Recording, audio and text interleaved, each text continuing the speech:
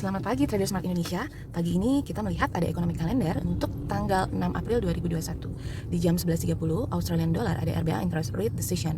Ini tentang suku bunga. Dimana kalau kita melihat harga previous dan nilai forecastnya itu sama. Berarti kalau kita bisa simpulkan mata uang dolar Australia itu naik, sementara dolar Amerikanya melemah dan dipastikan emasnya juga naik. Lalu di jam 11.30 pun dengan sama ada RBA rate statement, di mana ini akan membahas tentang monetary policy, kebijakan moneter.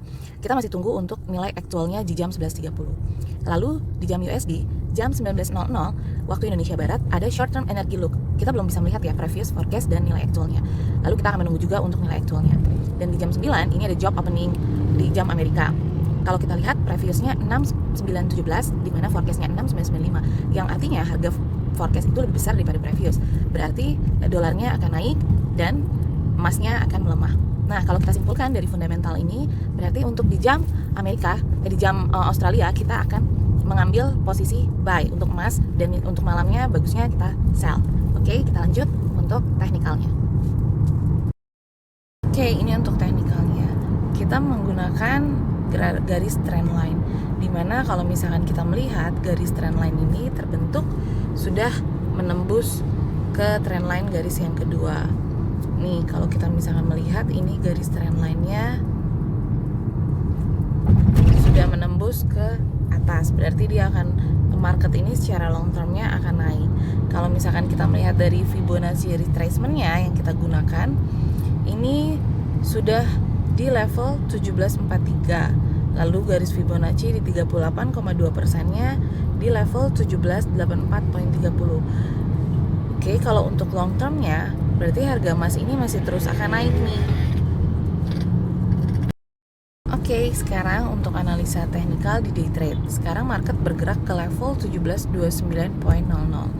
Kalau misalkan kita lihat dari day trade-nya, kita mau mengambil posisi untuk buy, suggest-nya di H1, lihat time frame H1, ambil di level 1722.32. Lalu untuk pengambilan posisi sell-nya di Bollinger atas di level 1730.39. Nah, kalau misalkan marketnya ini naik, ini bisa breakout dan kita bisa mengganti posisi.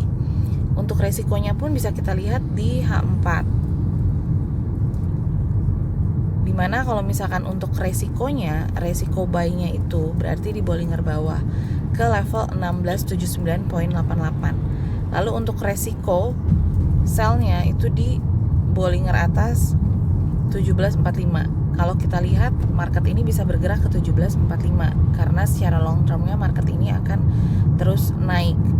Kalau kita lihat juga dari stokastiknya di H1 itu masih di tengah.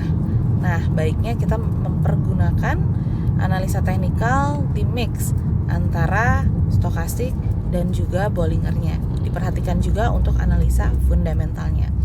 Tentukan juga stop loss-nya ya. Jangan lupa untuk selalu menggunakan profit plan. Jadi kalau misalkan target profit kita satu hari ini 5 poin, harus disiplin agar mendapatkan profit yang konsisten. Happy trading all!